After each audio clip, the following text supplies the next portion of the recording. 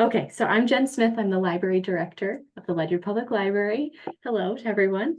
I'm excited to be here. And as you know, I'm sure you know, libraries are a place to access technology, indulge curiosities, and explore new ideas, hobbies, and even career opportunities.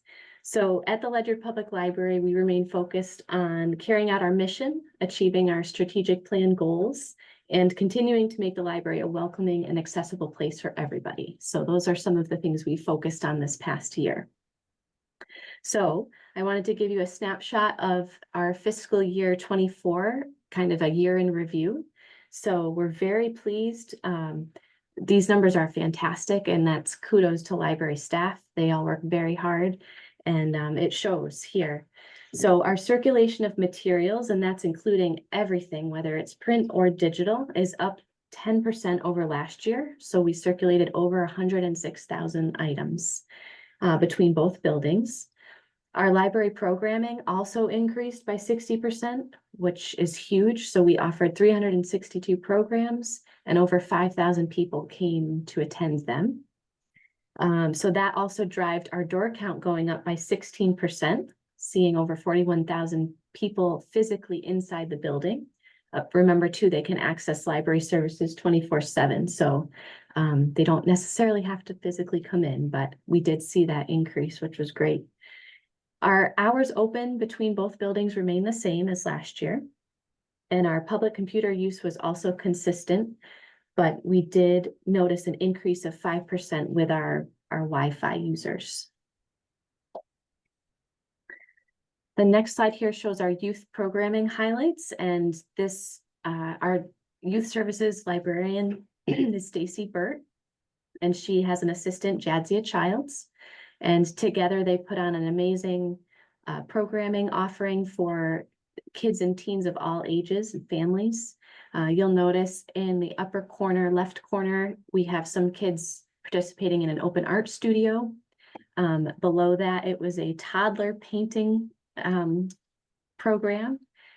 We have a teen advisory board, and they help with a lot of volunteering and assisting Mrs. Burt and Jazzy with programs. Below there in the middle, you'll see teens working in the kitchen. That's at one of our Sweets and Treats programs where they learn from a professional chef how to make things, measuring, reading instructions for a recipe, things like that. And then in the bottom right corner, you'll notice Mrs. Burt at a preschool story time. So we, like I mentioned, everything for all ages, families included. It's a wonderful offering of programs. And jumping over to adult, we have 2 adult services librarians, Matt Novosad and very newly hired, just mid-November, Lindsay Robinson. So she's just starting with us. But here you'll notice we try to have again, a diverse and inclusive offering, trying to attract a variety of people and interests and things of that nature. So you'll notice the pen turning workshop that we had.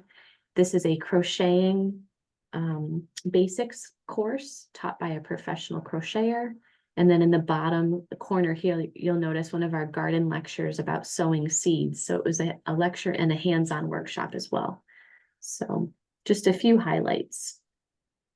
We're also really excited and pleased. We received 2 larger grants, $20,000 each, of the Libraries Transforming Communities through the American Library Association.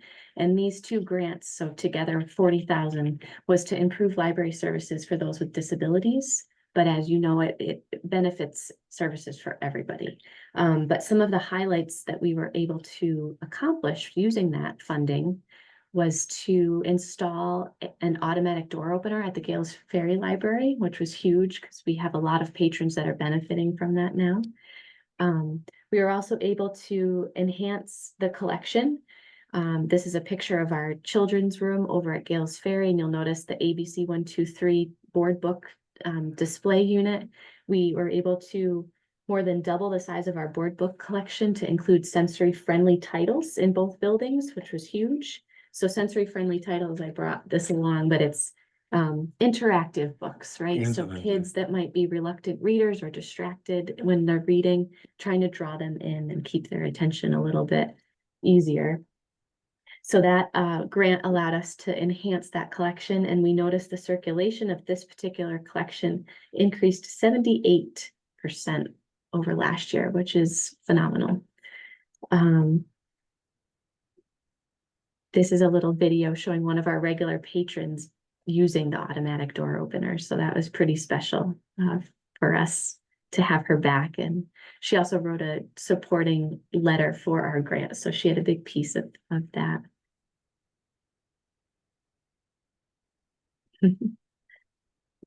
This is also showing a large print collection that we established for children and teens. We didn't have that before, so this grant funded that.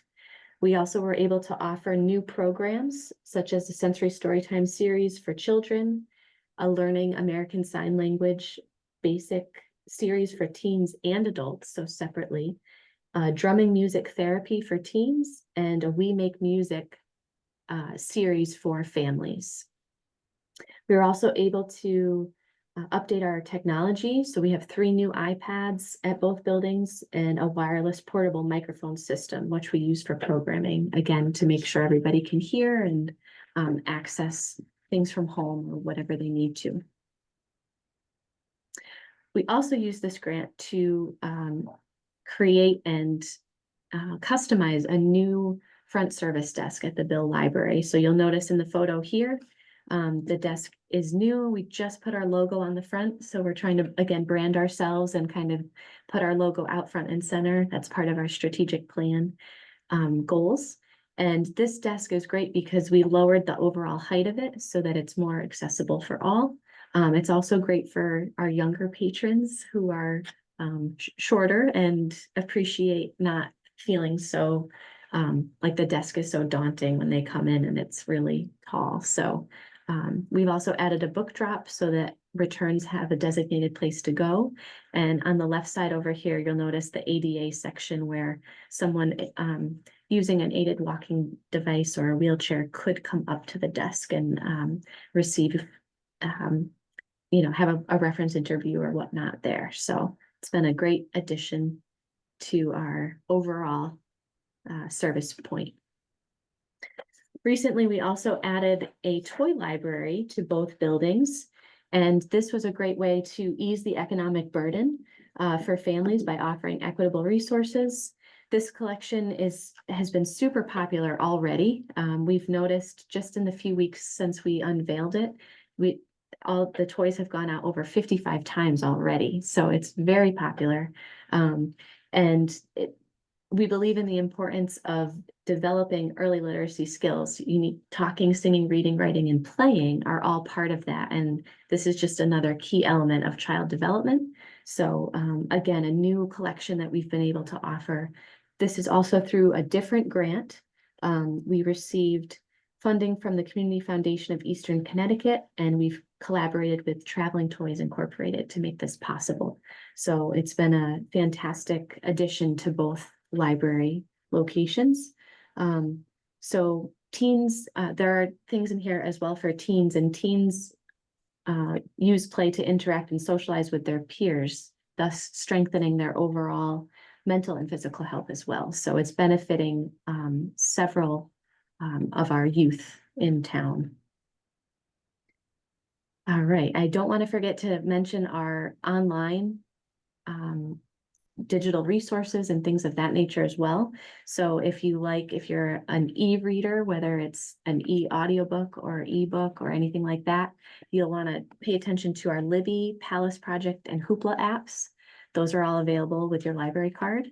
We also have Ancestry, Transparent Language, Job Now, and Research at CT. Those are, again, all databases available with your library card. Ancestry is only available in either library location. You have to be physically present to access that. Transparent Language is coming in January of 2025. It's a language learning database. Right now we have Mango, but we're just switching basically databases. It's very similar. And Job Now is great if you're looking for a job or to switch careers, if that something like that. There's resume help, cover letter things, resources there.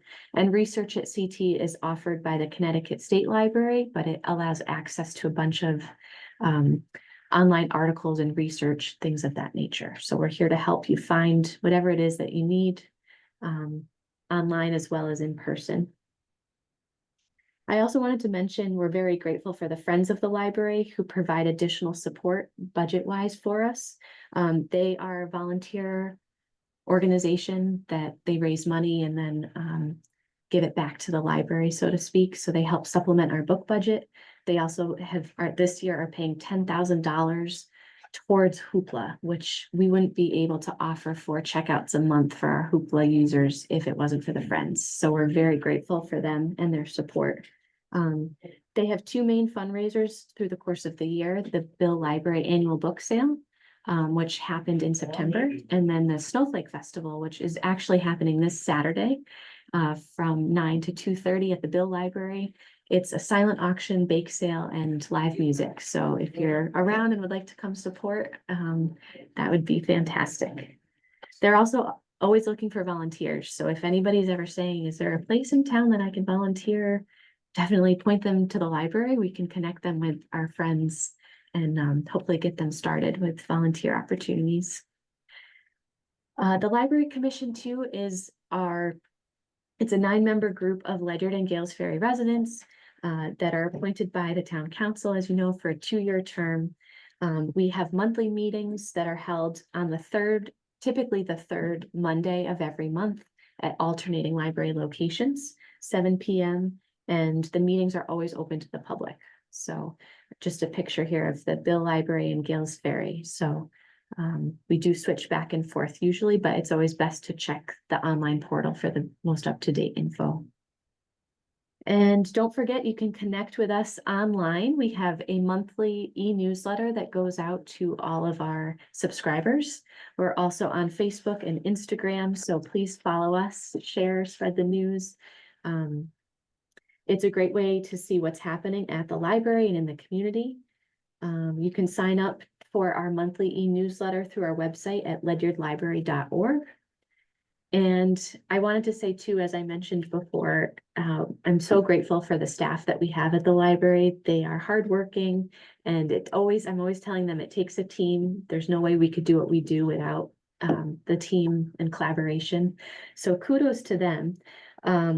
The next slide is a little promo video that we did prior to the summer reading program this past year. But it was just a way to highlight library services in the tune to one of Beyonce's new hits. So I'll play that next for you. If it has the sound.